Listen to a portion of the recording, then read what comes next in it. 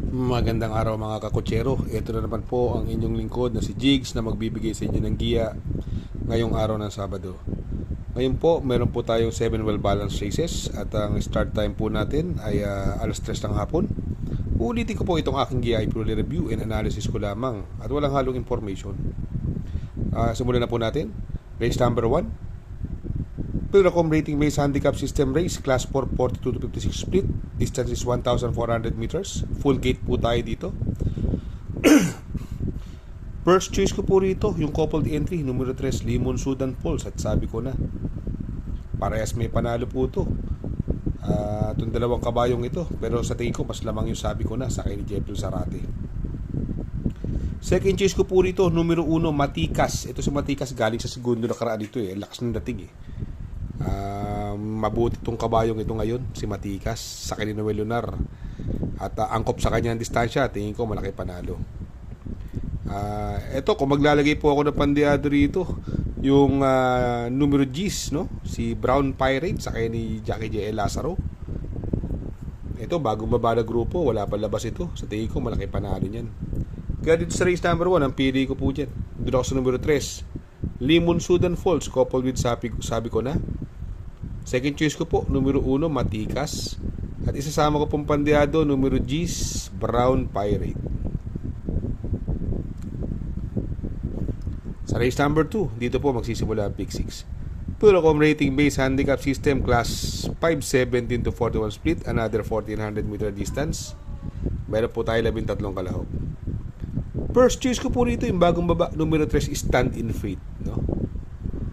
Si Stand in Faith po, may 1.27 media po yan sa 1,400 meters at bagong baba ng grupo at sa papatubay ni RC Tabor. Second choice ko po, numero 4, 7 of Diamonds sa kay ni Jackie J.G. Serrano. Gamay niya po ito at angkop ang distansya.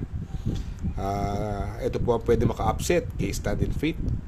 Kung maglalagay po ako ng pandiado, numero 9, Srinagar, no? Sa kay ni Conrad Ensun, no? Ito, talking horse sa kanya to, Srinagar.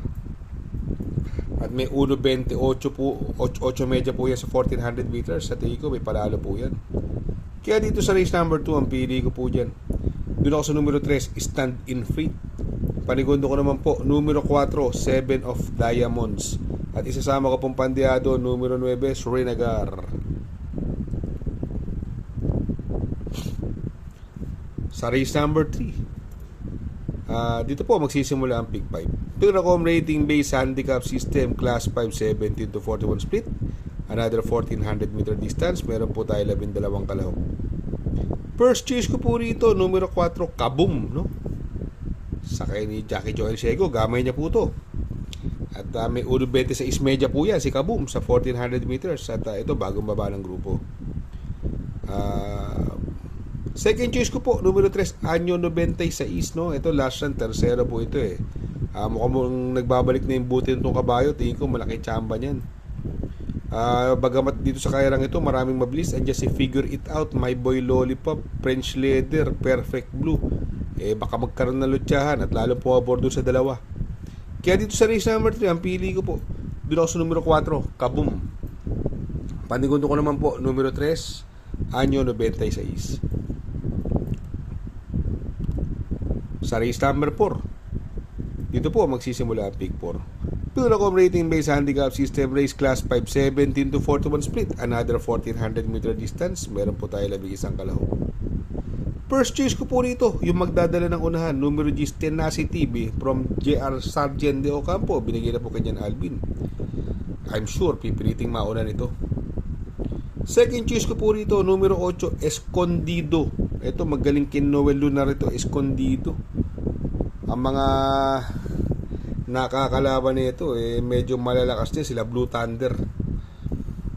Kaya dito sa race number 4, ang pili ko po dyan, doon ako sa numero G, Tenacity. Panigundo ko naman po, numero 8, Escondido.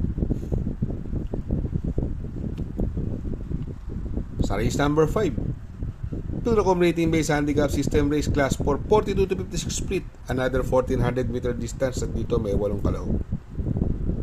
First choice ko po rito, numero 6, Saratoga Chrome, coupled with Just a Touch, no? Ito si Saratoga Chrome, mukhang kinulang ng karera by the traso eh. Medyo nalyamado na siya doon sa kaya yun. Kaya lang, walang ganong tinakbo. Pinilit mauna. Pero parang kulang na kulang yung kabayo. Ngayon, baka mahusto. Second choice ko po, numero 3, Catania. Sakay ni Jackie RC Baldonido. Although magdadala ng unahan si Runway 10. May panalo din po yan, kaya lang hindi ko po kursonada eh. Kaya dito sa list number 5, ang pili ko po. Dito ako sa numero 6, Saratoga Chrome, coupled with Just a Touch. Panigundo ko naman po, numero 3, Catania. Sa race number 6, sa penultimate race. Pilracom rating based handicap system race class for 42 to 56 split. Another 1400 meter distance. At dito may 11 kalahok. Dito, opinion ko po, no? Parang sobrang lamang sa akin ito. Ang laki naman ng binaba ng grupo. At tumatakbo to kila Sherbet Fountain. Kila Manila de Bay. Nakikipaglutsahan doon. Sosolohin ko na po. Numero 6, extraordinary sa ni Onyok Garcia. Tingin ko, lamang na lamang po ito. At may 1.25 po ito sa 1400 meters. Kaya dito sa race number 6, solo ko na po yan. Numero 6, extraordinary. Sa race number 7, sa last and final race, Pilracom rating based handicap system race class 5, 17 to 41 split. Another 1400 meter distance. Meron po tayo 12 kalahok.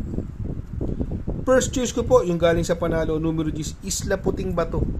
Ito nung nakaraan, tinalo po nito si Karing Melody.